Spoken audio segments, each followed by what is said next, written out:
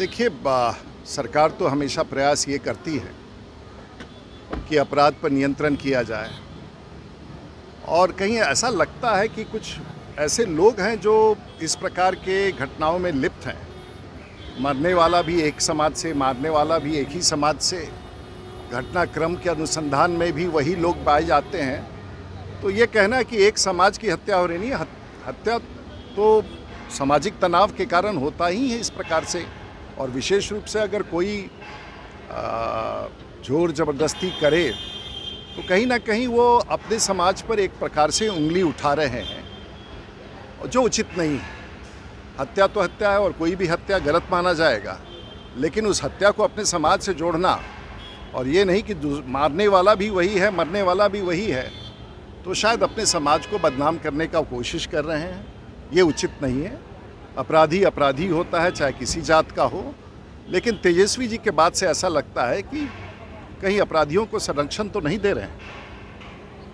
क्या कहिएगा, क्योंकि जिस तरीके से नीट में गड़बड़ी हुई है राजीव प्रताप जी। आगे कोई सवाल? देवेश चंद ठाकुर हैं, उन्होंने कहा है कि हम यादव और मुसलमान का काम नहीं करेंगे, इसलिए कि उन्होंने हमें वोट नहीं किया है। नहीं, मुझे लगता है कि आप लोगों ने उनके बयान को बहुत गलत तरीके से, उनका ये कहने का है कि वो कभी कोई उनसे काम करने आए तो कभी किसी की जात पूछ करके, और वो हमारे लिए भी लागू है।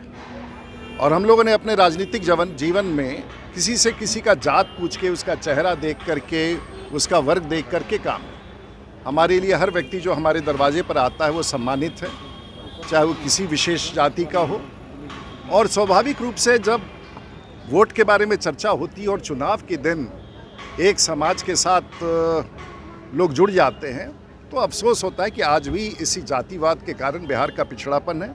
और मुझे लग रहा है कि वो अपने मेहनत के और जितने लोगों को उन्होंने मदद किया है, कुछ पीड़ा में वो कह रहे होंगे, और वो सामान्य है, क्योंकि बिहार राज्य में काम से ज़्यादा जाति का महत्व है, जिसका ही वो एक स्वरूप दिखाना चाह रहे थे। सर, बिहार दिलीप सरकार के जायसवाल मंत्री हैं, हैं उन्होंने दिलीप कहा- जायसवाल, जिन्होंने कहा है कि जो भी अपराधी तमंचा लड़ाएंगे उन्हें एनकाउंटर कर दिया जाएगा।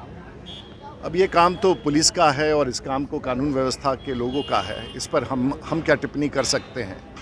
लेकिन अपराधियों के साथ कठोरता से कार्रवाई होनी चाहिए, हमारा भी ऐसा मानना है। सर, निर्माणाधीन पुल अभी अररिया में बह गया है, तो अब उस पर कहा जा रहा है कि एनडीए सरकार की भ्रष्टाचार की भेंट चढ़ गया। मुझे लगता है कि उस पर जांच होनी चाहिए, जांच हो रही भी होगी, सरकार उस पर कार्रवाई करेगी। एक बार तथ्य पता चलते हैं तो फिर बयान दिया जा सकता है।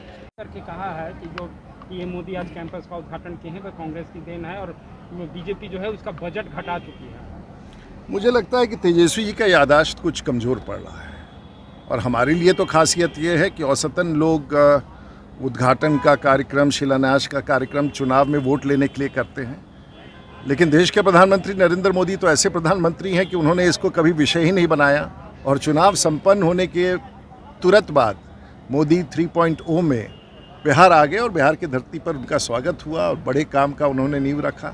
तो मैं समझता हूँ कि एक पॉजिटिव सोच है, और विपक्ष का नकारात्मक सोच उनकी स्थिति का कारण बना है और दुर्भाग्यपूर्ण है। प्रधानमंत्री नरेंद्र मोदी बिहार आए हैं, पर तेजस्वी यादव या फिर अन्य नेता कर रहे हैं इंडिया गठबंधन के, बिहार को विशेष राज्य के दर्जे कब देंगे? मुझे लगता है कि अर्थव्यवस्था के बारे में बिहार में अगर कोई इस प्रकार के नेता अगर बात करते हैं, मुझे तो उनसे समझना होगा कि विशेष पैकेज उनके मतलब से क्या होता है, ज़रा उसका परिभाषा दें, तो शायद हम लोग फिर उस पर आगे बात करें। सर, हमसे जुड़े रहने के लिए हमारे YouTube चैनल को सब्सक्राइब करें और नई वीडियो की नोटिफिकेशन के लिए बेल आइकॉन को दबाएं। अगर आप ये वीडियो Facebook पर देख रहे हैं तो लाइक जरूर करें और ज्यादा से ज्यादा शेयर करें। धन्यवाद।